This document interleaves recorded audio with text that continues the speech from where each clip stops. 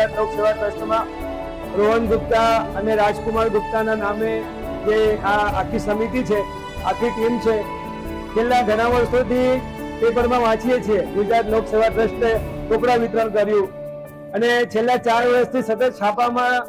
એક વીકમાં એકવાર તો આવે છે તો ગુજરાત લોક સેવા ટ્રસ્ટ તરફથી અહીંયા ચોપડા વિતરણ કરવામાં આવ્યું।